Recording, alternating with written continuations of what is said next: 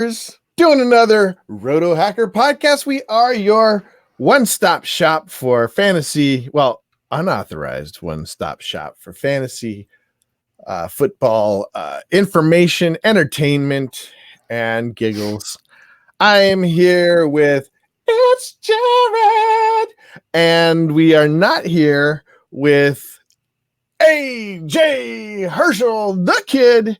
It's his birthday actually today, and nice. And he's doing homework and stuff. He's a very studious person, and so he's got a big birthday party this afternoon. But he did send me. We're going to be talking about. Oh, he said he's watching. Okay. Nice. He's the one viewer right now. Hey, AJ Herschel, happy birthday to you, sir. May you enjoy your paper that you're writing. I remember those days. But okay, so we're going to be talking about start sits. We believe we should start sit this week based on our feelings, information, and pure intuition. And but to get started, we do want to hit some of the news that. What news has been going on? Has there been anything interesting happening in the world of football? I don't know. Oh man. Downtown Antonio Brown has been going downtown a little too much. He's going into the crazier parts of town too. Yes. Crazy town Antonio Brown. That's my right. Right. Yeah. Crazy town Antonio Brown is my new nickname for him. Yes. So he's been released by the Patriots, and the tricky thing is he can't be put on the exempt list, commissioner's exempt list, unless he's on a team, right? So that puts him in limbo. What are your thoughts, good sir? I mean, I'm just wondering if is anybody else going to take a chance on him, because, talent in the NFL, talent wins out. They don't really particularly always care if you've had some sort of off the field indiscretion or whatever. But the difference with Antonio Brown is that it hasn't just been off the field. Yeah. He wasn't able to get on the field at first because, some of the things that happened off the field were spilling over onto the field. And then there were things happening on the field, so, so he started out with the burning his feet in the cryo chamber that kept him off the field. And then he, had the issue with his helmet. He didn't like his helmet. And then he was, wanting to fight the Raiders GM.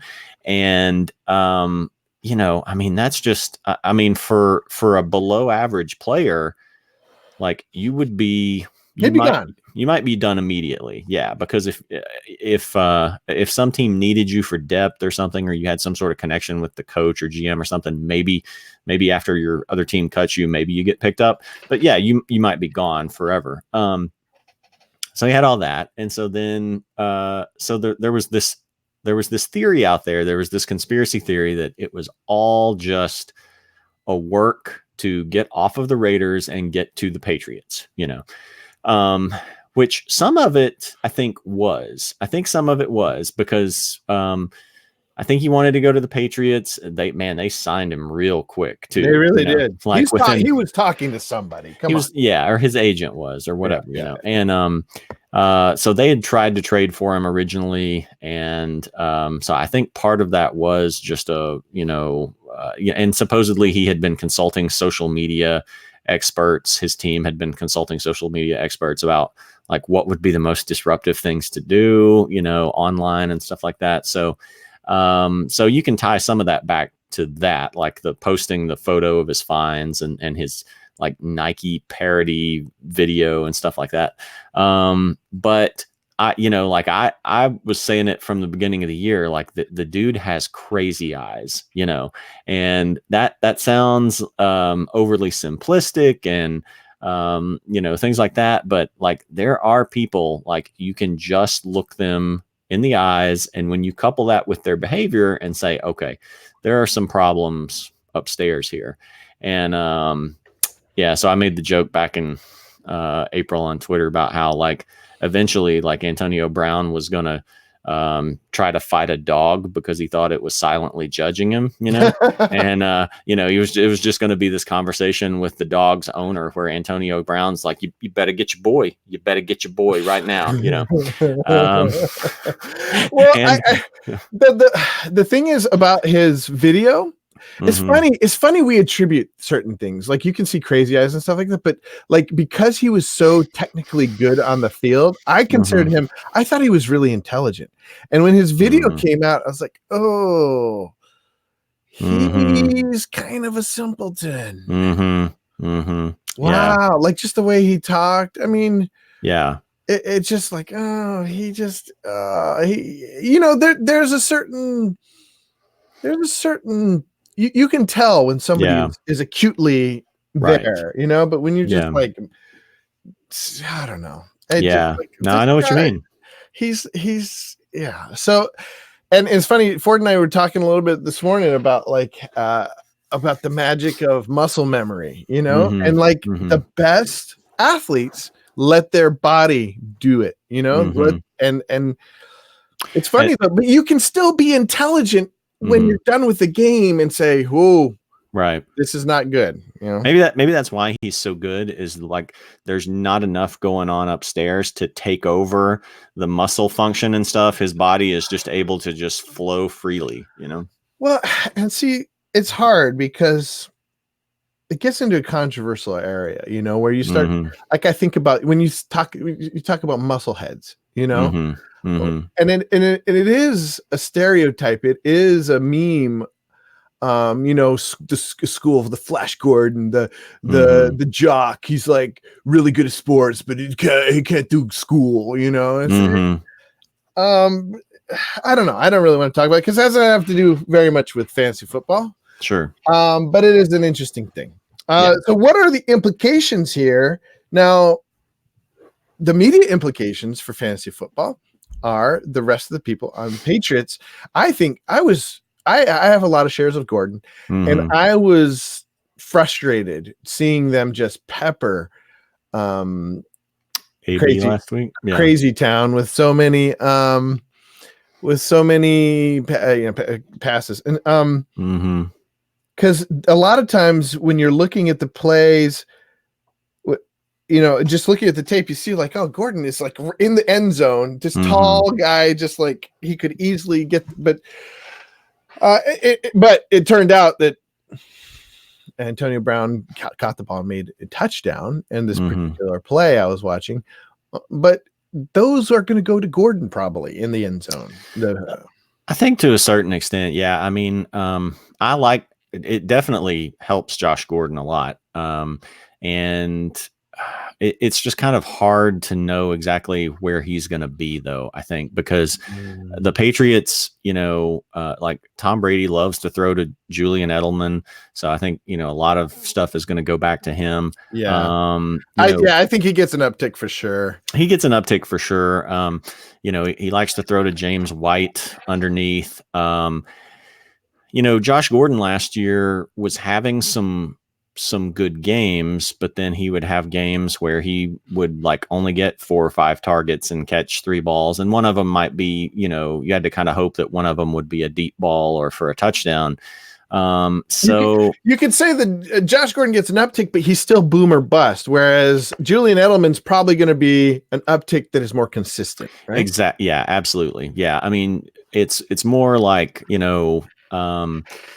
Julian Edelman's floor is definitely much safer than Josh Gordon's, and maybe that changes over the course of the season. Like maybe because Josh Gordon just wasn't there for all that long, and so maybe like with more consistency, with more reps with Tom Brady and stuff, maybe he's able to get up higher. But I think the danger with Josh Gordon is always we remember him back from like now it's been like what was it, the 2015 or 16 season? We're going on like 2013.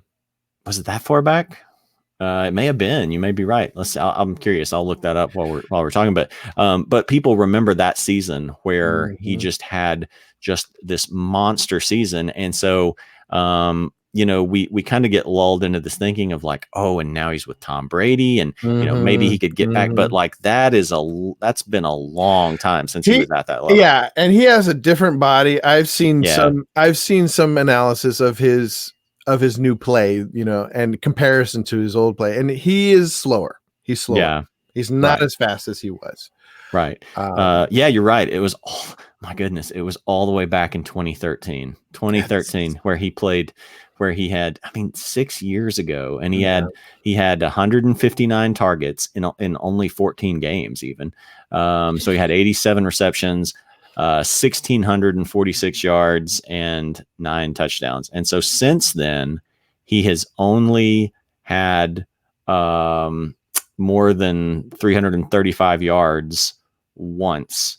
And that was last year with the Patriots, where he had 720 yards and 3 touchdowns in 11 games. So if you project that out a little farther, then he would have, over a course of a full season, that's maybe 1,100 yards and 5 touchdowns or something like that. But like, still, that's not, that's fine, but that's not like, oh, let me go out and trade DeAndre Hopkins for him or something. Right. Well, see, Josh Gordon defines my fantasy football experience in a particular way, because I think 2013 he had that big breakout, and then 2014 he was gone for most of the year. I forget what the timeline was, but at some point I picked him up when I heard that he might be reinstated, and I held him on my bench all year. Yeah, and I got 2 games out of him, and I got like 8 fantasy points and 13 fantasy points. And I realized at that point, don't put all your hopes on some returning dude. Yeah. Don't do it. Yeah. Well, what's crazy is, like I said, he had 1,646 yards and 9 touchdowns that year. And so since then, he played 5 games in 2014, was out 2015 and 16. 5 games in 2017, 1 game in 2018, or no, I'm sorry. He played 12 in 2018 because it was 1 game with Cleveland and then 11 with the Patriots. But so since that 9 touchdown season in 2013, over the last 5 years plus 2 games of this season, he has 6 touchdowns. Oh, wow. 6 touchdowns in going on 6 years. So, and now he's, what's interesting is like this little Yahoo bio doesn't list his, oh wait, no, there it does. Yeah. It lists his birthday. So he was born in 91. So he's still just, 28. So that's getting on there for, it's not old, but it is not young anymore. Right. It's not young anymore. Yeah. So it is an uptick for him, but I think people need to not expect, like Randy Moss Patriot numbers, Yeah, it may happen. It may happen, but the likelihood is low. Yeah. Now, I think the biggest change here is Dorsett. I think you should go out. I think every league should have Dorsett on the bench somewhere, or even playing. I mean, I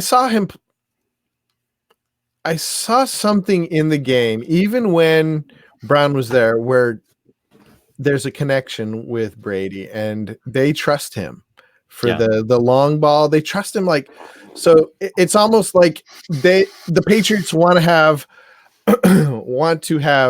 TY on their team, and they guess what they do. Yeah, he's like TY light, but he's slowly becoming TY. He's like slowly not light anymore. He's gaining in experience, and I think under the tutelage of that whole coaching staff is growing as a player, and he has the physical capabilities to be TY plus. So think about that when you go and you'll see him on your waiver wire. Could be a real, but the only problem is what you're probably going to bring up is a lot of mouth to feed over there. Well, there are a lot of mouths to feed, but I think with him, it's just, if like even with that Steelers game in game 1 where he put up huge numbers, I think he had like 4 targets or something like that, and so he just made the most of his targets. But one thing that a lot of fantasy analysts always say is chase the targets, and I completely 100% buy into that. I think the thing with Dorsett is, I think he should be owned in all, like, even 10-team leagues. Someone should have a spot for him on their bench, especially like once you start getting up to 12-team leagues and beyond, for sure. But with the standard Yahoo league, like, I would have a hard time putting him in my lineup just because of, unless he starts to see more targets, because you think about like most leagues, I have 3 running backs that I'm going to play a running back in that flex spot unless it's a bad matchup, because, running backs are just, more consistent touches unless they're facing a stud defense. Yeah. So if I've only got 2 receiver spots, I mean, normally I'm always going to have a better option, again, unless he really like starts clicking and starts getting more targets, I'm always going to have a better option than Philip Dorsett, someone who's more of an integral part of their team's offense. So I think he's a bench stash, but maybe a bye week fill in, or if you have injuries or something. But apart from that, in a 10-team league, I don't see him really, like, I wouldn't be putting him in my lineup probably. Yeah, I think he's still on the bench in our 10-team league. 10-team league is I hate 10-team leagues more and more because I love the intrigue and the decision making of the waiver wire. And in a 10-team league, it feels like the waiver wire is always stacked with people, It is normally it's like more of a it's more of a Russian roulette type, not Russian roulette, but like a game of roulette type thing where you're like, I'll put an 11, I'll put money on Dorsett today because they're all good, like. Yeah, it is. And if I just played for if I didn't play for money, I would find like 12-team leagues. I would find bigger leagues much more interesting if I didn't play for money. But like with playing for money, the fewer teams there are, just the better your chances are, because I mean, my way of breaking it down was always, if you're in a 10-team league, 4 of those teams get into the playoffs, and all you have to do is just win your week 15 game in order to triple your money. So you start out with basically like a 4 out of 10, like a 40% chance of getting in. You're always going to find a couple of leagues, or there's always going to be a couple of teams in your league that are just going to be idiots. So to me, it's like, okay, really, it's more like 50-50. And I think I'm smarter than the average player. So really, maybe my odds are more like 60-40. So I just look at it from a money making standpoint, from a number standpoint of like, just what are your odds of getting to the playoffs? Because that's what you've got to do to, have a shot, because then you just got to win one game. So I agree with you. I think 12-team leagues are much more interesting. They challenge you more. And I do kind of get bored a little bit with 10-team leagues, because I'm constantly like, man, there's players on the waiver wire that I want to pick up, and I have no spot. I know. For them, That's my biggest problem in the 10-team leagues is like, I don't have enough bench for all the guys I like. I wish we had one more bench spot. Like, I could, if it was a 10-team league and there was one more bench spot, I think that would make more sense, because if you took like 10 more pretty good players off the waiver wire, that would kind of make me not feel as frustrated about, all those guys sitting out there. Yeah. See, and that's the thing. I feel like I have a better chance of winning in a 12-team league because it does, it separates the chaff in the sense that, like, well, I guess it depends on, particularly with Fab. Like, I guess when it's waiver priority, I hate waiver priority, but when it's waiver priority, it's just like, well, yeah. I guess the waiver wire isn't a big of an advantage, but it does seem like in a 12-team league, you have to really know your stuff when it comes to the waiver wire.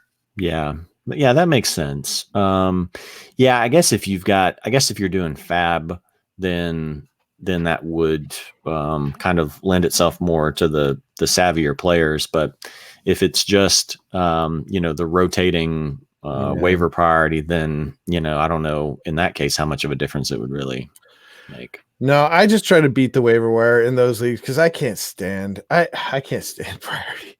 It just doesn't make sense. Okay, so speaking, you spoke of the was there any other news? There's a lot of injuries that it seems like the whole league is injured right now. Week 3, we're already week 3, it's already like an infirmary, So yeah. One particular case is that of Marlon Mack. Somebody you have a lot of shares of. I have a few. I'm just curious. Marlon Mack, Damian Williams. These are two. Looks like Damian Williams is not going to play. Yeah, he's out. He's out. But Marlon Mack, it looks like he will play, but is still banged up. Yeah. Marlon Mack, and that's part of always the thing with him is he's a guy who stays nicked up. I like him at home against the Falcons if he just doesn't injure himself further. They're at home. They're giving him 25 carries a game. I think the Falcons are doing better. Well, they did better last week against the run against Philadelphia, but Philadelphia just hasn't been able to establish the run all of preseason. So I think the Falcons are kind of skewed as being as people thinking of them being better than what they are because they didn't give Philadelphia much, but Philadelphia, like they just weren't able to get anything in preseason or at any point. And in the first game, week 1 against the Vikings, like Dalvin Cook just ran all over the Falcons. So the Falcons have never really had a great run defense. So I would, there is a risk with Mack's injury. So if you've got, a better play, then, you don't have to really, reach to put him in there. But if you've got him, I would have no trouble firing him up. I think he'll put up good numbers if he stays healthy. Well, but keep an eye because it might change to out sooner than later. I mean, still doubtful, right? No, it's questionable. No, as far as I saw, like he came back in practice Friday, so he did not. I'm just going to look it up while we're talking about it. But he didn't practice Wednesday or Thursday. So I picked up Jordan Wilkins in a bunch of leagues. I think that's a good call. Although who's the pass catching back there? The Nyheim Hines. I wonder if that would be the play because this is my thinking going into the game that the Colts run blocking the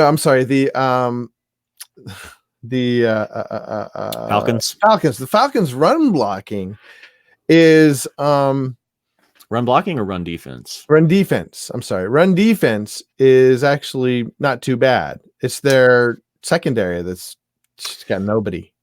See, I think it's just misleading because of that Philadelphia game last week. Again, Dalvin Cook just ran all over them, in which Dalvin Cook's good, and the Vikings have a new good run offense. Yeah, but I think the Colts are a very similar team, where they have a good, their quarterback, Kirk Cousins for the Vikings is unreliable. Jacoby Brissett's had to take over for the Colts, and the Colts have one of the best offensive lines. So I think if he's healthy, Marlon Mack will run for 120 yards and a touchdown against the Falcons. Really? Yeah. There were a couple of leagues where I had to I had 4 running backs, and so I was going to use a running back at my flex, but I had the other one was Fournette, and so I had to go ahead and play Fournette. Oh, so you played Fournette in your flex? So I played Fournette in my flex. I mean, which he gave me 12 plus points. I mean, that's it's not a bust; it's solid. But I had to go ahead and play him over Mac because, Mac hadn't practiced till Friday. I didn't know if he was going to go. So I did make that call, but otherwise, I'll fire up. I think Mac. He's still banged up, Mac. It's soft tissue, man. And David Cho, Dr. David Cho says that he doesn't think he's going to play. So. Yeah, maybe. I mean, if Jordan Wilkins, if you've got Mac, I would definitely have Jordan. Like I picked up Wilkins even places I didn't have Mac. They like Wilkins over They there. do. Yeah. I don't like him. I think he's terrible. I don't know why they like him. Yeah, I don't know. I think Nyheim Hines is a better player. I think he's just got more skill than Wilkins. Yeah, I'm not sure if it's because Hines is smaller and they just don't want to subject him to that, it could be, sort of beating.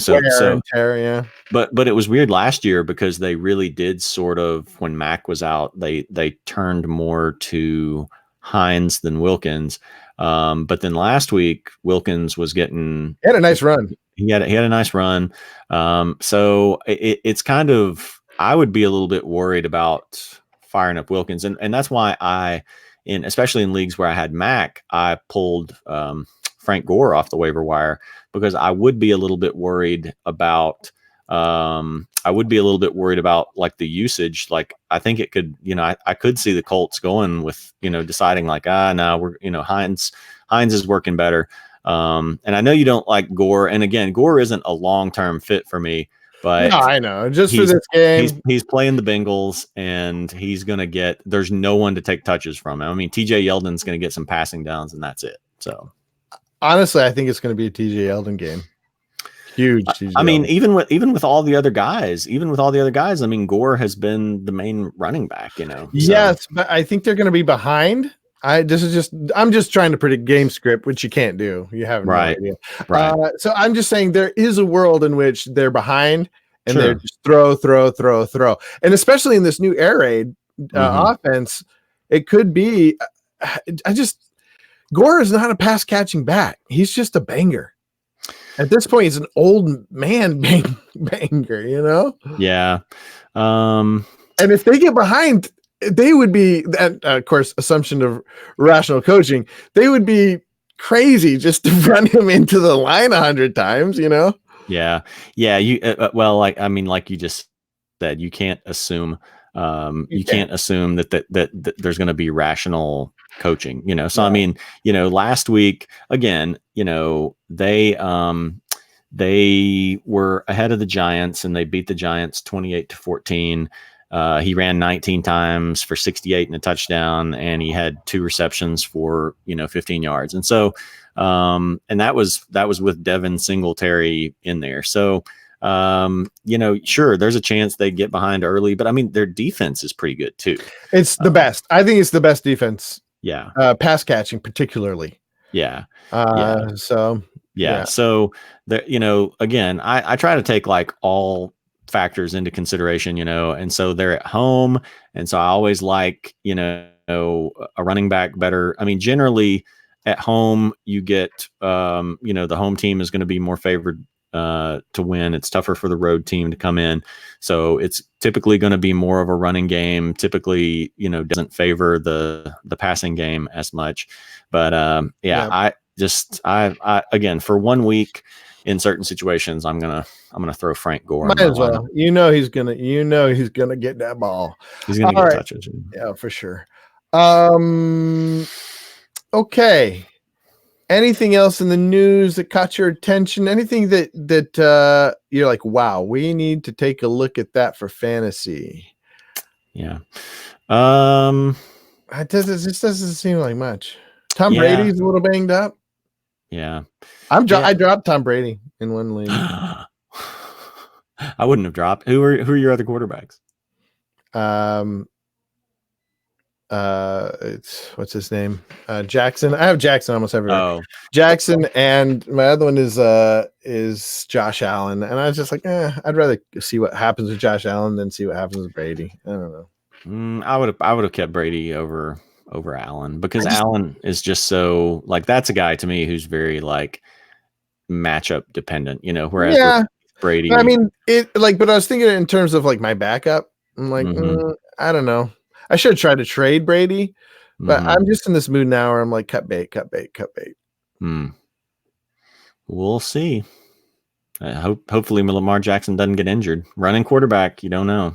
Oh, for sure. I mean, but I don't know. I have a lot of trust. I have more trust than you, and I know you're kind of a Josh Josh Allen doubter, but I think he's going to have huge games this season. Oh, he'll have huge games. Just the inconsistency of it. Yeah. Drives me crazy where you just, you don't know for sure, but see, there is a consistent aspect of his running. He always has a floor of like, 20 yards at least running. So that's like, 20 to 40 yards running. You get that extra 2 to 4 points, just free, that's like in 4 points per touchdown league. That's like in a touchdown, Yeah. And so that's the one point I would make about Gore is their primary running back isn't Gore or Delvin. It's Singletary. It's Josh Allen. When it comes down to goal line backs, he's the one who's going to run it in. I mean, he if it's close enough, but they, I think it depends on the situation. Like, again, like if it's a yard out, a yard and a half out, then yeah, it probably makes sense for him to like kind of do that Tom Brady thing where, if their line can get a push and he can just like put his head down and like plow in. But Josh Allen is sort of like, white Cam, where he's a runner. He's got a big arm. He's not that accurate.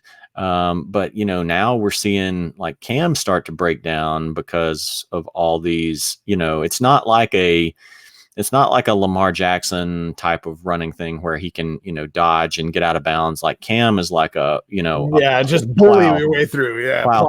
Plow. Yeah. I mean, but he's not just a white Cam. He's a young Cam. He's still got he is life in those bones. He is, but if Buffalo's smart with him, I mean, here, you're starting to see Cam already break down because of these, injuries. And so, I think, team like Andrew Luck's retired and everything else. And so I don't know that this will happen. I mean, teams may just be like, all right, we'll just get whatever we can out of them.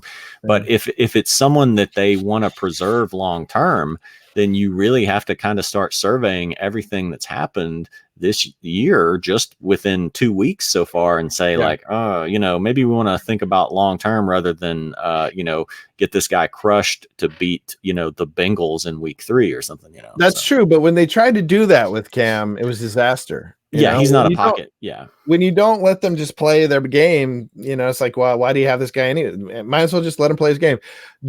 I would like to segue over to Cam because with Cam not playing, it's interesting. The plot thickens because now Kyle Allen. Ooh, Josh Allen, his brother? No, we don't know. I don't think so. No, he's not. But Kyle Allen is another one of these guys who comes from the air raid tree.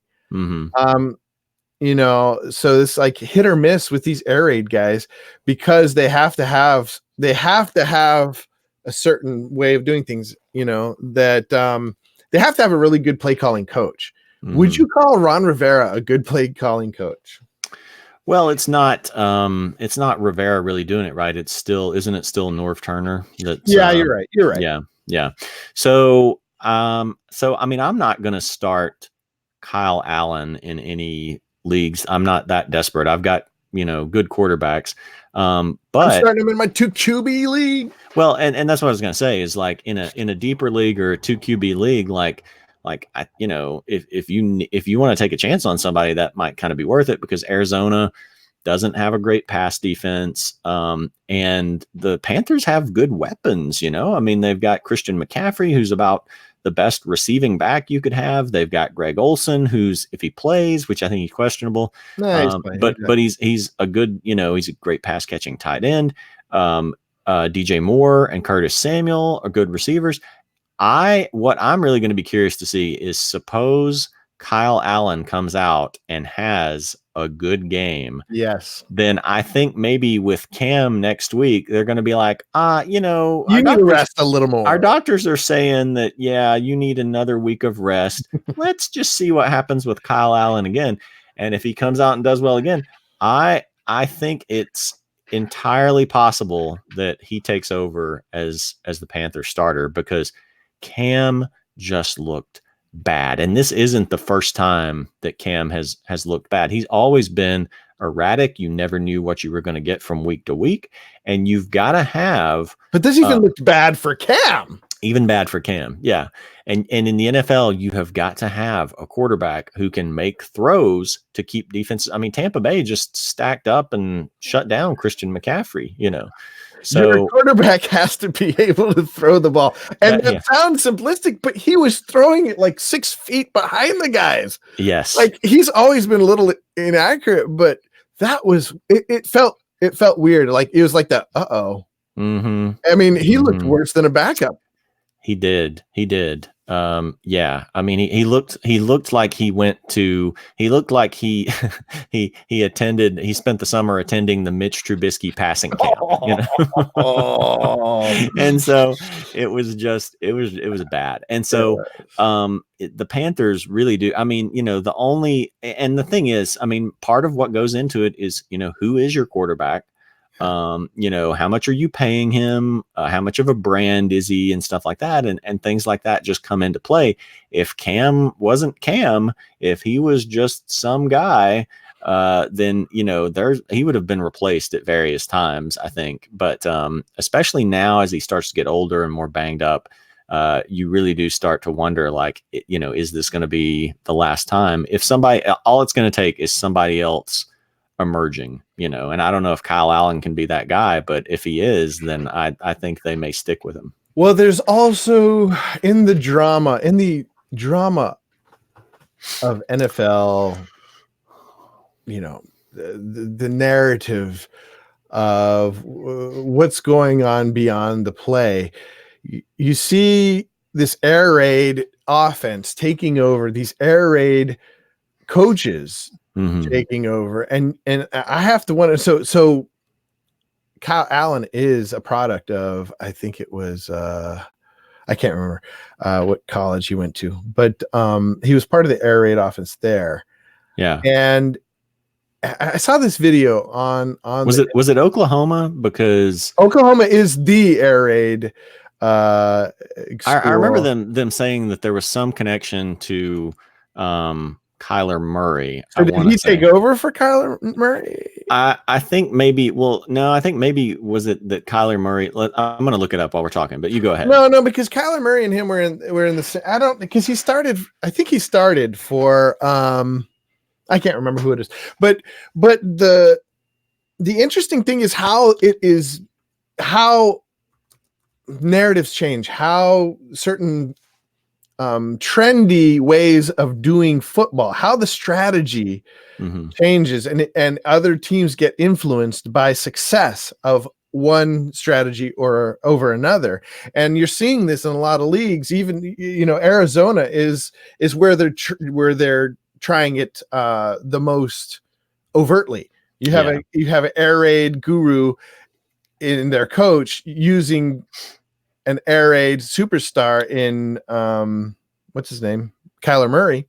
Yeah, and so that's the great experiment to see if that works. Yeah, I looked it up real quick, and so yeah, Kyle Allen actually did beat out Kyler Murray at Texas A&M for the Texas A&M QB job. But Kyle Allen went to Houston. Yeah, I'm not sure what happened after that. I think when he got there was a lot of intrigue where somebody got beat out, so he left and went to a different school because he wanted to start. And I think actually, which is just kind of the norm nowadays. You know, you get all these like rotating. Okay, yeah. So actually, AJ Herschel is tuning in. He's tuning in, and he texted me. He said Kyle Allen went to Houston, one of the biggest air raid passing offenses. He also played at Texas A&M temporarily when he got beat out by Kyler Murray for the job. Is that right? Kyler Murray? I thought Kyler Murray went to yeah. Well, Kyler Murray was at Oklahoma. So the article that article that I just pulled up just said you know, that Kyle Allen, this is the Charlotte Observer headline. It says Kyle Allen beat out Kyler Murray for QB job at Texas A&M. So I guess then, you know. So then Murray went to Oklahoma. And then I guess Kyle Allen then I don't know if he was at Houston before or ended up then at Houston after. I think he ended up at Houston. Yeah.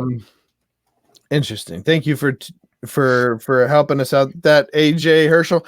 And but anyways, that's just to say, like, it's going to be interesting because airy doesn't just mean a lot of passing. Mm-hmm. It's a particular strategy, particular plays, particular crossing plays where the wide receivers sort of have to read the defense as well as the quarterback.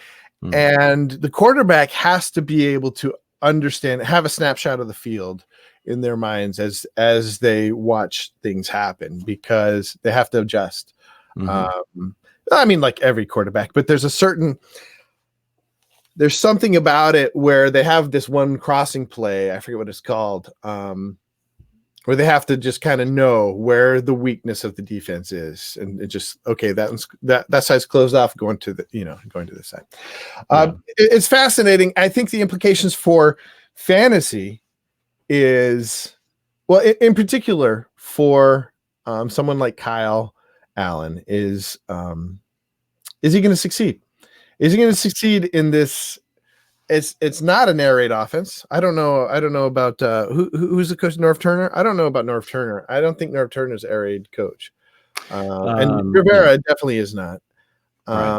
Rivera is much more of an old school. He's got his own tree of offensive plays, but.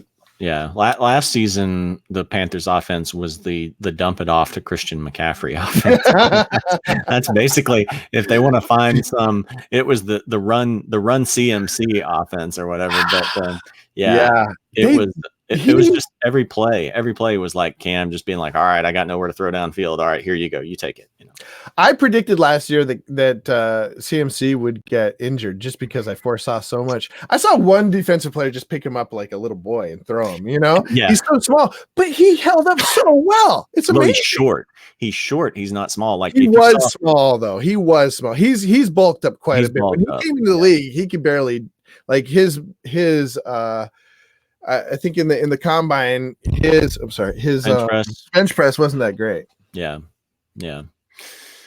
Well, he held up, and I do worry about that with him, because I worry about that with any back that's on a bad team, especially that they're just the offense. Like so CMC and Saquon Barkley both, and then even now Dalvin Cook, the way they're using him in the Vikings, it's like, man, you are just getting pummeled by large muscular men hitting you and slamming you to the ground like 25 times a game. I mean, that, man, you've got to be durable to be able to go through 16 games in a season and not get injured from that.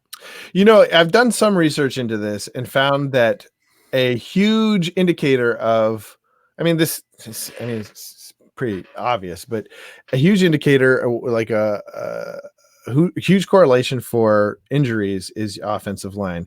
If a runner can avoid getting hit before he gets to the line, he has like 80% chance more of surviving the season. Interesting. It's like every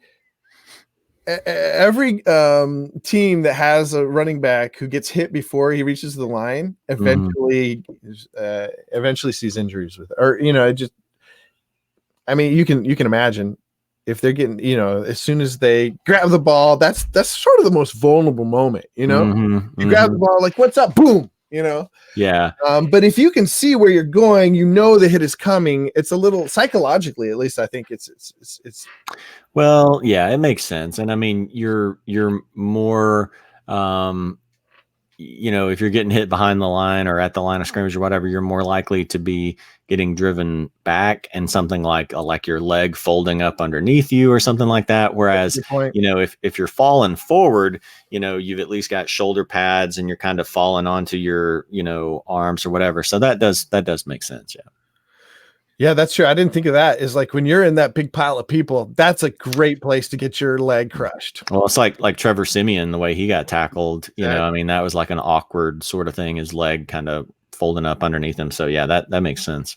So for fantasy, I really need to go through and look at who's got the best line and who's got the worst line. I would say that going back to Minnesota, they have a decent line. It's not bad. I think it's not as bad as it was last year. No, yeah. Well, part of it is they changed their scheme. Like it went to like a zone blocking scheme.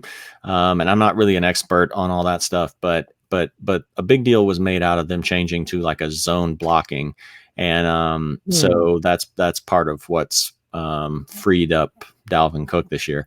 As far as like best offensive lines, the Cowboys have a great offensive line. That's been part of Zeke's success. The Colts have one of the best offensive lines. Yes, they do now. Yeah. Quentin Nelson, man, that guy is just a monster. And Philadelphia is supposed to have. They've always supposed to have it, but I think they also deal with injuries like more than they get a lot of injuries, and they're just not like, for whatever reason, just their running game is just not there. So those teams have some great lines. The other one, so the Saints and the Ravens are two that have phenomenal offensive lines. Mm-hmm. Oh, yeah. And the Packers have always they have a really good offensive line coach. Yeah, they've kind of been similar to the Eagles though in like injuries, so like where they get a lot of injured guys. But yeah. Okay, well, let's move on to a segment of I like to call "Who Should I Play?" I don't know. I just thought of that. Surprise! There you go. So start them, sit them. I've got a few suggestions here from the kid, AJ Herschel, and then I have a few that I would like to talk about, and then we'll talk real briefly about picking up people off the waiver wire. Yeah. So I'll go first with AJ Herschel. He says start Mike Evans, and that might seem like duh, but Mike Evans in the last 2 weeks has had sub 10-point fantasy games. So I think a lot of people are thinking, I need to bail on this. Mm-hmm. What say you? No, I liked Mike Evans before the season. A little bit less after seeing those first couple of games with Godwin getting a lot of the balls. But no, Evans is still a great wide receiver. I think he'll bounce back. They play the Giants and they host the Giants. So I think it's a great spot for Mike Evans to finally break out. If he doesn't, then I'm going to be still trying to like buy low on him, because I think he'll still do well. He's still getting the, it's just been kind of a bad, 2-game stretch that if it happened during the season, you'd be like, well, man, that sucks, but no big deal. But because it's starting out the season, people get this idea of like, oh, is this going to be all it is? So, no, I'm completely in on Mike Evans, and he's in a great spot to break out this week. Yeah, I just traded for him. Actually, I traded Ross and David Montgomery for him, and nice. I felt like I was being, I felt like I was robbing the guy. But AJ says, it's like you read his mind, Jared. Exactly. I would say, like, I want to wait and see how do the defense react to what's been going on the last 2 weeks. Do the defenses? So who are they playing? They're playing the Bucks. They're playing the Giants, I think. Oh yeah, so they're playing the Giants. So it's hard to not going to get a real good read on defenses there. But who do the Giants shift their coverage to? Like, is Norman playing for Giants? Like, who? Norman no, Josh Norman. You're talking about Josh Norman? Yeah, he plays for the Redskins. Oh yeah, he's in the Redskins. They have a pretty good corner. Who is it? I can't remember. I can't remember even the Giants corner situation, because they've had all this stuff with they drafted several guys, and so they had like Eli Apple and Prince Amukamara, and I think Amukamara's gone now, and then I think Eli Apple actually they finally didn't they finally just like cut cut bait with him too.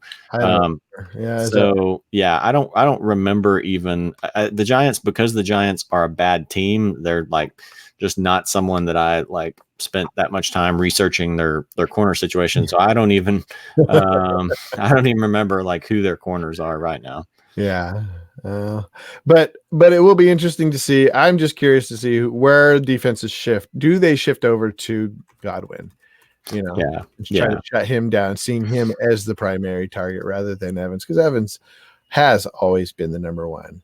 It's funny, before the year, Evans said himself, he said, it's no longer I'm the number one, it's I'm the number 1A, he's the number 1B. Yeah. So yeah, which I mean should still be fine. You know, I mean that should still lead to a ton of I mean, the thing is, they still they passed the ball a ton last year. It was just more spread around to various guys, where Chris Godwin got balls, Adam Humphries got balls, Deshaun Jackson, Cameron Brate, OJ Howard, and now it's been kind of interesting because it's mostly it's been Godwin and Evans. And OJ Howard didn't get targets in game 2. Well, you know? and when asked about it, now see, here's the thing: is the new coach Arians has never been big on tight ends, and he likes using the tight ends to shore up the offensive line, almost like a cheat code. My offensive line doesn't have to, I don't have to focus so much on getting stellar players there when I can use, and he's kind of old school in his view of tight ends as well. Right. Yeah. I ended up just sort of by accident with 0 shares of OJ Howard. That's not by accident on my part. I don't like him. Well, I just wasn't sure enough to pay what other people were paying for him, because he started going in auction leagues. He got to the point where he was always going for like $10 or more. And I could always usually get like somebody like Hunter Henry for $6, or ended up taking a lot of Mark Andrews off the waiver wire and stuff like that. So and so I'm glad that I didn't. And that's one thing I am curious to watch this week is, do they try to use OJ Howard more? I mean, he had 5 targets in the first game, but they still are using Brate and throwing to Brate some too. So that's the thing. Yeah, that's the thing. Like that. That's the reason I never wanted to pay exactly that high price, is because Brate's there. Brate's always been the red zone catcher. You know, I don't know. Maybe OJ Howard's this awesome specimen of a man, but if I don't know what the scheme is, I can't see the playbook, so I don't know. Right. Who's your stardom? So a guy I like this week is a couple of young receivers. I like Christian Kirk for the Cardinals. Christian Kirk's getting a lot of targets, and again, like if you're chasing the targets, he's let's see, it may take me a second to look it up here, but he's he and Larry Fitzgerald. What's funny has been watching like them sort of turn back the clock on Larry Fitzgerald, because suddenly he's racking up these 100-yard games. But Christian Kirk had 12 targets in game 1, only had 32 yards. He only had 4 receptions. Kyler Murray was just kind of off for most of that game, and so it's just one game. But then at Baltimore last week, he had 8 targets, converted 6 of them for 114 yards. So again, if you're chasing the targets, I mean, it's basically those 2 guys in Bird. I would have to say though, I saw Kyler Murray going to Bird quite a bit. Okay. How many targets did Bird have? Because it seemed like he was throwing a lot. So just to go through the progression. So so Larry Fitzgerald had 13 and 11, and he converted both of those for week 1 for 8 receptions, week 2 for 5, and he went over 100 yards in both games. Nice. And so let's see. So Bird was let's see. Okay, so he had 7. Okay. 7 in each game, and it was almost identical numbers, where he had 4 receptions for 42 yards and 6 receptions for 45 yards. So not as many as the other guys. Yeah. But Christian Kirk, if he is on your waiver wire, Yeah. Go out and pick him up. He's not there on many, but if you have him on your bench, you're saying play him this week. Yeah. And I mean, just as a stardom, I guess we'll touch on, waiver pickups later, but actually I did get Christian Kirk off of a couple of waiver wires. I think people just were like, well, he didn't do that much in week one. He's not a terrible team, blah, blah, blah. Yeah. But I mean, second year receiver in an offense that's going to throw a lot. And, Larry Fitzgerald is as good as he's been. I mean, he's getting older. And typically Larry Fitzgerald tends to, like, after about 6 or 7 games, wear down a little bit. So I like Christian Kirk. I pictured Christian Kirk, maybe just because of his name or something, as a small guy. But the thing I didn't realize is he's a tall dude. He's very athletic, tall dude. Well, he's I'm gonna look that up too real quick. I think he's like he's around 6 feet. I don't think he's like 6'1", 6'2". Yeah. So he's not like, by receiver standards, you can get, okay. So he's actually listed at 5'11". Oh, really? Yeah. So he's only listed at 5'11". So yeah. I was correct in my original assumption. I don't know, something when I saw him catching the balls, I guess it's just his extension, or he looked taller than the defensive guys against him. Yeah. But I mean, he was early, well, I guess a mid-second round pick for the Cardinals. He was the 15th pick of the second round. But, for receivers, and 5'11", I mean, if you can get a guy with size, that helps. But I mean, Antonio Brown is like 5'10", 5'11", and the way that he, makes his living is just coming out of breaks, and so route running. Yeah. And so there's a lot more, I think, with the receiver position. You've got the most room for variance in that, like, running backs tend to be in a certain mold. You can have a power guy that's kind of your power specialist, or you can have a little guy that's sort of your, Darren Sproles type specialist.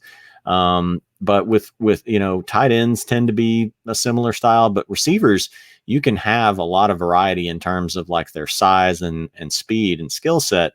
And, you don't have to always have a, Calvin Johnson, Julio Jones type. Yep. Well, on the other side of the field for that one, my stardom is DK Metcalf. Okay. I believe he is what do you call it? The golden child of this team. The Seahawks are going to go to him, I think, more than I still love Lockett, but I feel like Lockett is more of that Christian Kirk type player, that's smaller and sort of a deep threat route runner, whereas DK Metcalf is what I was thinking. Maybe it was DK Metcalf. He's just like a monster of a man, and he's actually running pretty decent routes. He's running more than just like a go route, and it made me happy to see him get so many, like you're saying, targets. Wilson is peppering him, even though they don't really have a good connection. There's some like, I don't think Metcalf is completely on the same page yet. Right. But Wilson continued to throw the ball at him. Yeah. And if he just catches like 20% more of the targets, he's going to be a monster. Yeah. Yeah. I'm always like hesitant to trust rookie receivers, like especially any rookie receiver that's not like, first round or early second or something like that. But I've been like pleasantly surprised by Metcalf, because I really didn't I thought like, okay, Seattle's going to be, he was drafted at the end. I mean, literally, I think the last pick of the second round here. He's a big guy. He's kind of getting drafted on his physicality, because really he became a combine star. Right. He took off his shirt and he was just like ripped or something, right? Yeah, exactly. Yeah, it's funny that he became sort of this meme, and then they had like just typical, like, kind of crazy Pete Carroll is like, they had this, like, I guess their sit down session for him. And so he came in, and I think he still had his shirt off at the time. And like Pete Carroll, like, pulls his shirt off, and then, and is like flexing. And then like you see Pete like kind of turn around to the Carroll, or to the camera, kind of like, oh, I forgot that was there or something. but Pete Carroll's got this just sort of like crazy, like, kid at heart sort of thing. I remember one of his quarterbacks when he was at USC. I can't remember if it was Leinart, or I think maybe it was a little bit after Leinart. The guy was talking about like Pete Carroll just like running in, to his room or something like that, with his shirt off, like waving it around like before practice, and like, let's go. So Pete Carroll's just kind of, this kind of crazy free spirit type. But anyway, so DK Metcalf really got known for that. And so a lot of people thought that, oh, they're drafting this guy too high. They're drafting him sort of like on like the Al Davis principle of like the metrics, of like, oh, how big is he? How fast is he? All this sort of thing. Thinking like, oh, he's just not polished enough, and they're reaching for him. But, so far, I mean, he's surprised me. He is getting the targets. He had in the first game, he only had 6 targets. He had 4 receptions, and second game, 7 targets, 3. So he's not getting a ton of catches, but for the Seahawks, that's a lot. For the Seahawks, that's a lot. And he, he had 89 yards in the first game and 61 and a touchdown in the second game. And but the thing I like about him is, the Seahawks, they, as much as they run it, they are going to have to throw the ball. And like you said, like Lockett, Lockett's like 5'10", 5'11". He's not like a big red zone guy. And so when they get in the red zone, last week they threw 2 touchdowns to the tight end, Will Dissly, who comes out of nowhere and has like 2 or 3 of these games a season where he gets like 2 or 3 touchdowns. But for the most part, on a week-to-week basis, I think it's going to be Metcalf as like that big body in the red zone that they can throw, jump balls to and stuff like that. So I do like him. He's actually, let's see how many leagues I have him. I think I've only got him in a couple, but I realized he's just on, I've only got him in 2. But actually in one of those 2, I'm kind of, my wide receiver 2 position is kind of shaky. So I could actually end up starting him at some point. So that's a lot of leagues. I'm starting him. Starting him, not even as a flex, like you said, as a wide receiver 2. Yeah. All right. Well, we're running out of time. Let's, we've got a question in the chat. Scott Horn, trade question. The guy in my league had AB, so he's needing a wide receiver. He offered me, so this guy will get Elliott and Edelman for OBJ and Le'Veon Bell. I don't know. That's tough. I would do it. I would rather have Elliott and Edelman than OBJ and Le'Veon Bell. I would. Yeah, I think I would too. I mean, it's all about Elliott. Well, I mean, to a certain extent, like Edelman is going to catch more balls with AB gone. But that's curious. That's curious to me that the guy he loses AB. He loses AB, so he's trading away Edelman. Yeah, that makes no sense. Yeah, I would do that deal if I were you, because Elliott is just so consistent, and Bell has been really good through 2 games so far. They're about to have an early bye. Okay, they got the Patriots this week, which I guess it doesn't really matter because you wouldn't be getting Zeke for this week anyway. You'd still be stuck with Le'Veon. But next week, I think the Jets already have a bye. So I never like early season buys. Well, and let's go back to what we talked about with offensive lines. The Jets' offensive line is not good at all. Well, they're on their 3rd quarterback too. Exactly. So I think he has a way higher percentage chance of getting hurt this week than Elliott. Elliott has a great line. It's tough as nails, man. That guy's. I love thinking about like the fact when I have Elliott, I'm like, I don't have to worry about him getting hurt. It's just you just jinxed him though. Like now, now he's gonna tear everything from the waist down. But Le'Veon Bell, I just assume he's gonna get hurt. I don't think he's gone through a season without getting hurt. No, he normally misses a game at least, and then he's had some suspension issues and stuff like that. I've only got Le'Veon in one league, and I want to probably try to get rid of him in that league just because I mean, they don't have a quarterback now. He still really managed to get a ton of little receptions and stuff like that. But man, I don't know. I would take that deal if I were you. I'd take it. Yeah. All right.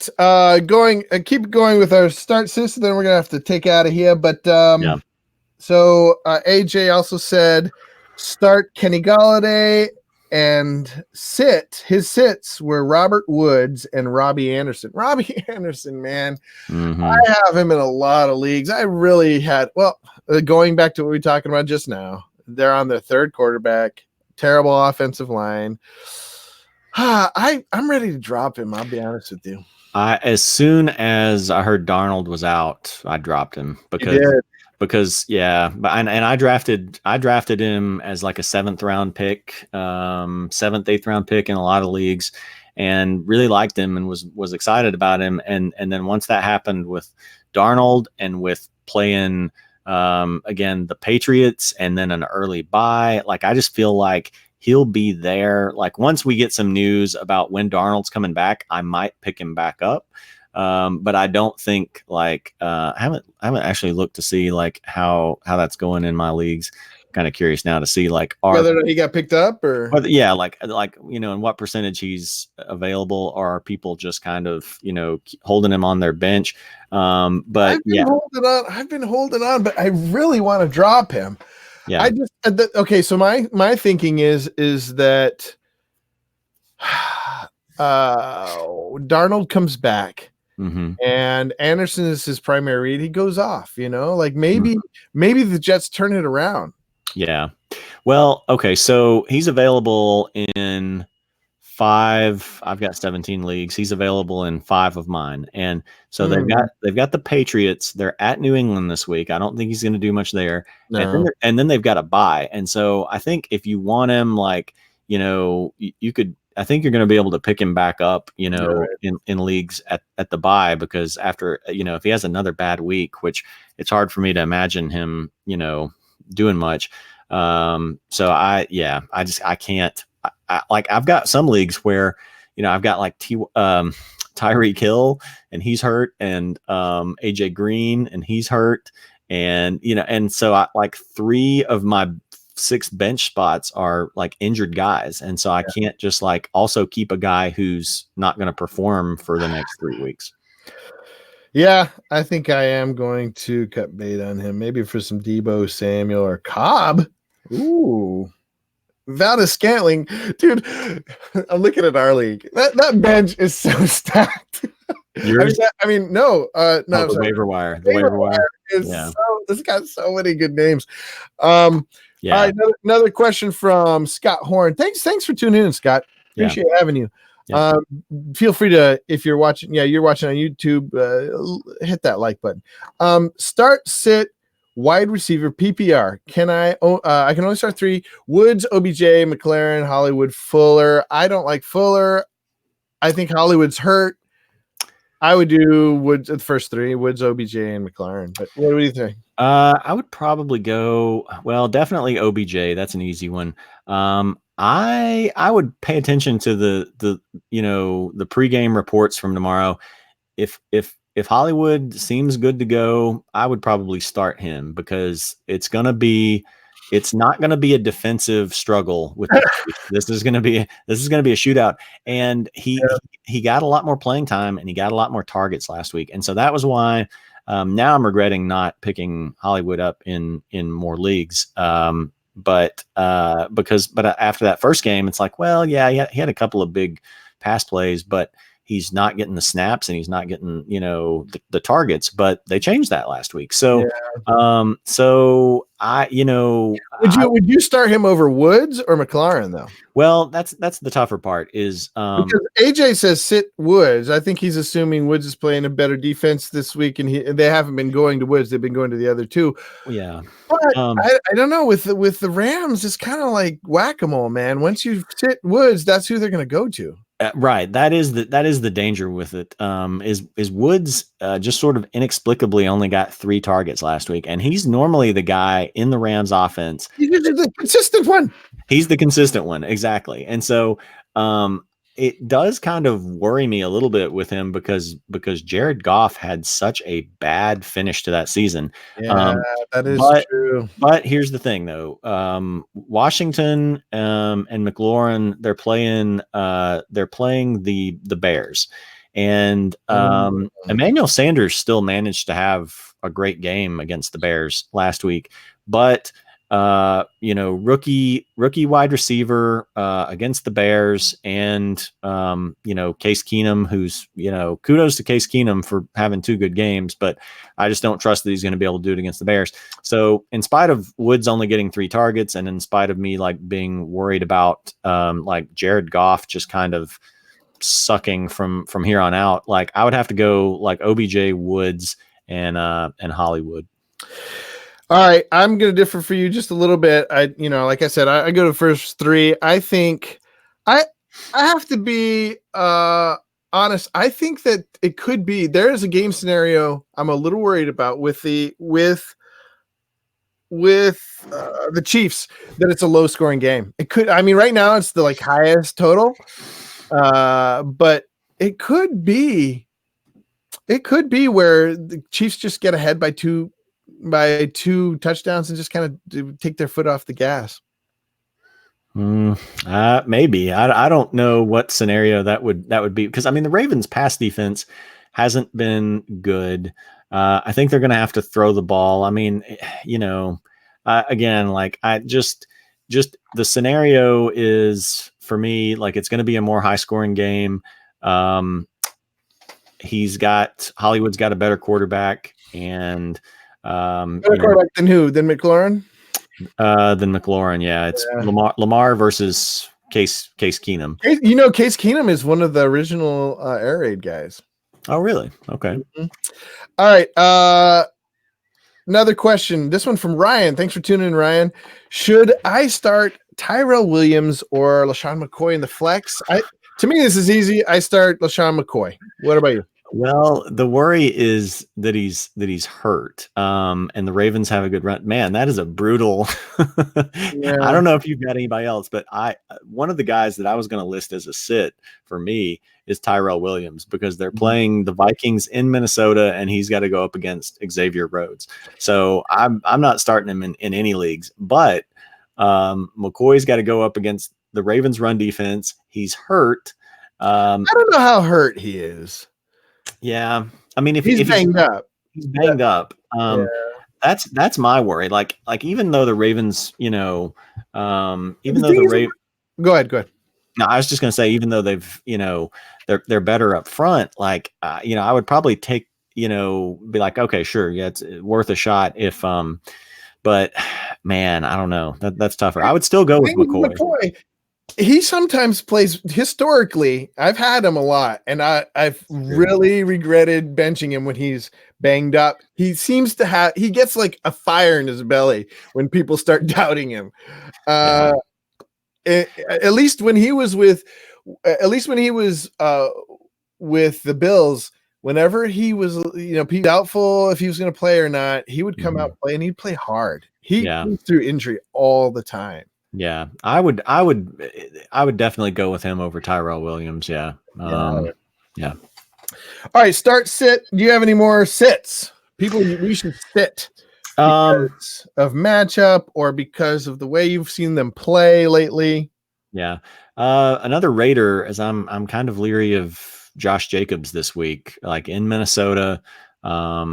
it's really hard to kind of tell what the Vikings run defense is like this season because they shut down Devonta Freeman in the first game, but like the Falcons don't have a running game right now. It's Devonta Freeman too. It's Devonta Freeman. Yeah, he's just I don't not know what if he's done or what. I don't know, but he looks very different from what he did a couple years ago. But then the Vikings, like Aaron Jones played well against them last year at the end of the year, and then again in this game too. So it's really kind of hard to tell. But if in leagues, but Josh Jacobs was hurt, had a little growing issue, and then he was sick too, and he lost like 10 pounds. So on the road, not really getting the passing downs, going up against the Vikings, sick, had a little growing, like eventually you just start like piling up these little things, and I'm like, okay, I'm gonna go with somebody else if I've got a better option there. Like I will. There's going to be leagues where I bench him for Frank Gore. I'll go with Gore over him. Who are they playing? They're playing Minnesota. The Vikings in Minnesota. Yeah. Yeah, that is a tough one. Yeah. And it could be such a low scoring game too, is the problem. Yeah. So not for me this week. What was the question? So, it wasn't a question. He was just kind of clarifying the rest of the people on his bench. Oh. Ryan's saying the rest of the people on his bench is Landry, MVS, Sutton. Sutton might be a sweet little play this week. D. Robinson. I don't like just because you're playing Watkins, I would more likely play Robinson. You play them both, you're going to get something you think about. If you play both, you have a huge, if it's a huge scoring game, the likelihood of them both going off and having 2 touchdowns is not that low. Yeah, I would probably play. I might be inclined to play Robinson. The only thing about Robinson is that you've got Hardman too, and you don't know like both of them ate last week, but it's not like a Tyreek Hill situation where that's the guy opposite Sammy Watkins. But I might be inclined to try Robinson because Who are the Packers playing? Because MVS might be Broncos. Yeah, they're hosting the Broncos. Broncos defense hasn't looked very good at all. No, not that great. They gave up a good bit to Tyrell Williams in week 1. Last week they played Trubisky, so you can't judge anything by that really. So I feel like I've had to drop MVS in a lot of leagues because of guys just having better options out there. But I feel like now that I've dropped him in all those leagues, like this is going to be the week that he blows up. So yeah. I like him a lot. I think he's the second go-to guy. I think Allison. Yeah. He was an aberration last week because of the defensive scheme that has been played against them. They're just going away from wherever they were just going away from wherever Rhodes was. Mm-hmm. Yeah. I don't know. Yeah. I like, you heard our thought process. I think McCoy's still a good play. D-Rob. I would rank it this way. D-Rob would probably be my first choice. Then McCoy, then MVS. The others, forget about it. Yeah. I'm kind of on the same page. Yeah. Jason's tuning in. Hey Jason, thanks for tuning in. He says Ryan, he says go with T Will. I don't know about that, Jason. Not for me. Not for me against Xavier Rhodes in Minnesota. No thanks. If he blows up or something, then okay, but I don't want to play those odds. And then Ryan says, thanks guys for the advice. After AB News, my team got shook up a bit and I was forced to trade for wide receiver 2. My flex is up for grabs. Yeah. Okay. So this gets into another thing I'd like to talk about real quick before we go. Can I just want to talk about how Washington, I talked to you a little bit about this, how James Washington was on the waiver wire almost all my leagues. It's funny because I went and I picked up what's his Dion? Oh, Deontay Johnson. I Deontay think. Johnson. I was like picking up Deontay Johnson because he's going to be the X, and I was thinking, hey, he could have a great game. But I was picking him up because I thought people would have already in our league. I picked up DeAndre, and I'm like, what? Washington's still on the. I went and picked up Washington and dropped Deontay. Here's the thing: Deontay played with Landry. What's not Landry Jones? What's his name? So don't you mean that Washington played with Mason Rudolph? Sorry. You were close, apart from being wrong on both players. Washington and Mason Rudolph. Mason Rudolph. Okay. So Mason Rudolph, we've already talked about on this podcast how Mason Rudolph is going to be a good option going forward, not to play in fantasy football, but as a decent quarterback, he's going to be pretty good. I think he could be a fantasy option depending on your situation. Well, part of it is because I was looking at their schedule, and so I don't think you have to pick him up this week because I don't think he's gonna. If he has a good game in San Francisco, then look out. But so after the bye, actually even before the bye. So after this week, they get Cincinnati, and then they get Baltimore. Both of those are home games, and interesting. And Baltimore's pass defense hasn't looked good. Now, they typically play the Steelers tough regardless. So even though Baltimore's pass defense hasn't been good, that may not be a good option. So then they're at the Chargers. That's not a good setup for him. And then there's a bye. Then they come back and they've got Miami, Indy, the Rams, Cleveland, Cincy, Cleveland, Arizona. And that the tail, like I looked at the schedule right towards the middle. I think the last 4 games are kind of hard, but the middle seems pretty cakey. I bring it up not to talk about Mason Rudolph, but to talk about Washington. I went back and looked at his tape. Walden, what's his name? I can't remember. Waldman does the RSVP. And he does all kinds of tape on college players. And Washington was one of he was highest on Washington during during his rookie season, because I think this is Washington's second year. And he talked a lot about his technique and how good his technique is as a wide receiver in college and playing for who do you play for? Well, if he was with Mason Rudolph, I think that was Oklahoma State. Yeah. Oklahoma, right? Let's see. I think Mason Rudolph was at Oklahoma State, but let's look. Let's look real quick. So you know that they're gonna have a connection already. He was the go-to guy for Mason Rudolph. Yeah. So what'd you see? Yeah, it was Oklahoma State. Oklahoma State. Okay. So still a good division to be in, right? As far as facing hard, tough defenses in college. Decent. Yeah, decent. And the connection with Mason Rudolph and the fact that what's his name? So I guess the tipping point for me was that they finally got rid of, they took Dante Moncrief off of the depth chart, or lowered him and benched him. Benched him as they should have. Yeah. I just think that people are sleeping on Washington. If he's on your waiver wire, at least give him a shot, because he could be the next Juju. It goes back to my trust, and maybe it's misguided trust in the Steelers organizations for picking up good wide receivers that people don't realize and developing them. Yeah.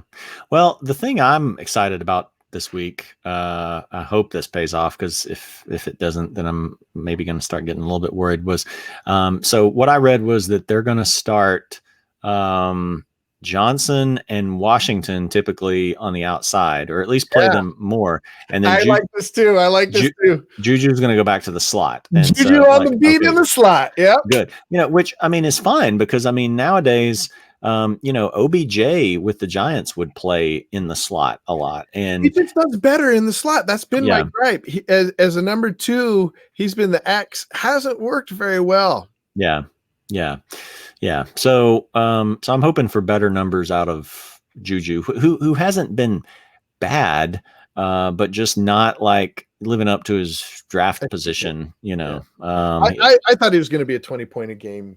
I mean, you had to draft him thinking that he was going to get you 15, 16 points a game in the second round as a wide receiver when you could have picked up a 15 to 16. If you could have picked up Cook.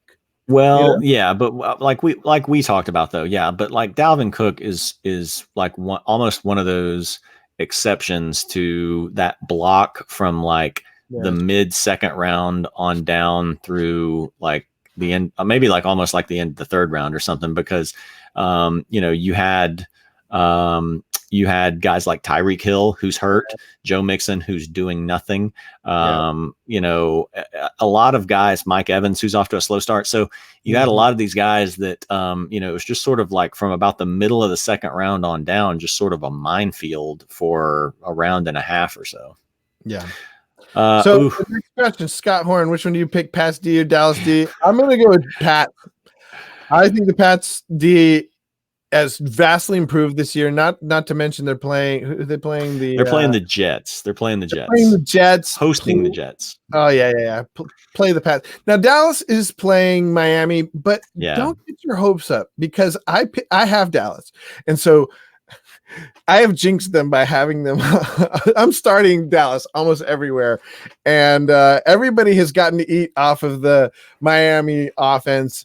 So that means I probably won't get a turn. That's just my superstitious. I mean, I think it's hard to go wrong with either one of those there. I mean, if you've got either one of those, you are in good shape for your defensive points this week. I would go with the Pats over the Cowboys just because the situation for the Pats, I think, is going to be like basically just as good with the Jets, who are on their third quarterback, as it is with, the Dolphins. And I think part of the thing, too, is you look at like, I think people look at what the Patriots did against the Dolphins last week, 37 points, and they're like, oh, Miami's that bad. Like, well, Miami is that bad, but week one against the Ravens had 13 points, which is still very good for a defense. But I think that was more a product of the Patriots than, a slightly more product of the Patriots than it was the Dolphins being terrible. And so when you've got another situation where the Patriots get to go home and host a team that's on its third quarterback that couldn't do anything at home against Cleveland last week. Divisional rival. I guess rival. Yeah, and Bill Belichick has no mercy. Bill Belichick has no mercy. That's the thing, is that between Dallas or Patriots, who's gonna take their foot off the gas earlier? Dallas is gonna do that and just gonna run the ball slowly, slow down the game. So Dallas is great at slowing down the pace of the game. It might be a really low scoring game. They don't mind getting up by 3 touchdowns and just staying there. Right. Whereas Pats, they'll go for 5 touchdowns. They'll keep Brady in there throwing 5 touchdowns. Yeah, well, and basically like the only way that the Patriots will kind of ease off a little bit is if they see that you just start like mailing it in, So like the Steelers were trying to score at the end of the game, and Bill Belichick just wasn't having it. Like he went into prevent defense, which really I don't blame him for. I mean, Belichick may be a jerk in a lot of ways, but that's one situation where it's like, there's no need for this. You're down like 30-3 and there's 2 minutes left. Running this out is just risking people getting hurt. But so if you're going to do that, then I'm really going to try to, guard you. So, so I would go with, and Dallas the last couple of weeks. I mean, they've, week one against the Giants are a bad team. Dallas still gave up 17 points. They only had 1 sack. They had a couple of fumble recoveries, but they had 6 points at home against the Giants. So Dallas they're not as a dynamic defense as the Pats. No, they're probably not as good as far as real life NFL defense, but they're like, I would trust more players against the Pats than against Dallas, but they're a higher scoring, more dynamic defense. So I'd go Pat. So Jason says, I hear you guys about Williams, but his 14 targets, he has 14 targets and caught 11 Yeah, but that was against some questionable defenses. Yeah, I mean, it's just like a combination of all the factors for me. So I like Tyrell Williams, but I don't like him for the immediate schedule coming up through the bye, because they've got the Vikings this week, and Xavier Rhodes is a shutdown corner. I mean, he can have a bad game. Tyrell Williams could break free for a big play, but basically you're just always playing what is most likely to happen. And Rhodes is particularly good against big, lanky, slow. Not that Tyrell's slow, but this is the kind of guy that Rhodes is best against. He has the hardest time with small speedsters like a TY or yeah. But shutting Tyrell down will be piece of cake for Rhodes. Yeah, and I mean 14 targets, and basically he's been making the most of his targets, because 14 targets through 2 games is, I mean, that's good, but it's not like he's getting 10, 11, 12 targets. So seven targets per game, that's good, and he's converting those. I mean, the main thing is he's gotten, he had 100 yards in the first game, but the main thing is he's gotten touchdowns. I don't like him this week. And then he plays the Colts. I would start him against the Colts. Then he plays the Bears, who I would not want to play him against. And then he's got a bye. And so I like Tyrell for like season long, but for the next month or so, I don't really love him that much. I agree. He's good to keep on your bench and play him during buys. But all right, so one last question, then I got to go. Ryan with another. He's interested in hearing our Mike Evans opinions. Now, we kind of gave those early on. I thought we kind of talked about Mike Evans, but I do have a little bit more to say. Yeah. But just to that point. Yeah. Like if you once we're done in a minute, like you can go back earlier.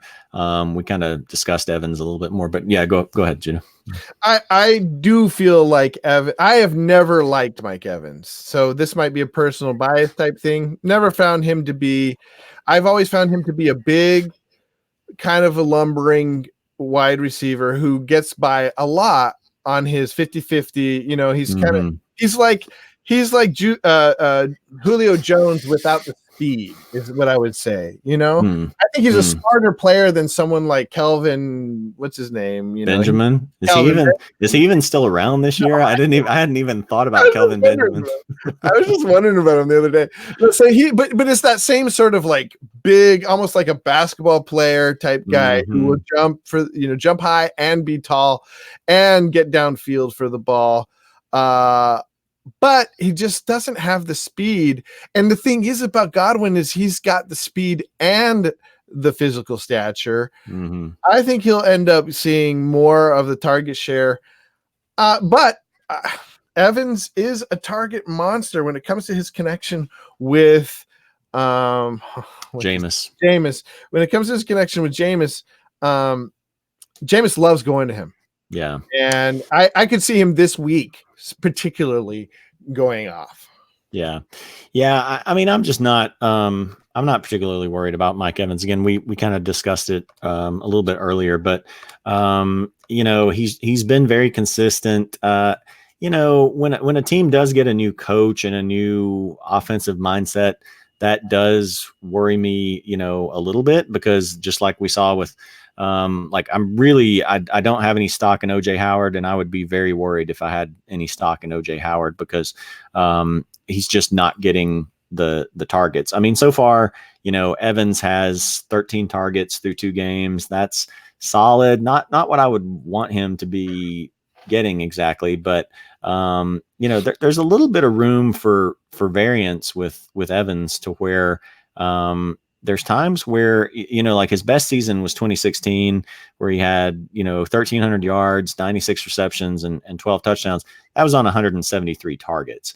The last couple years, it's been more like 136 targets and 138 targets, and 5 touchdowns, 8 touchdowns.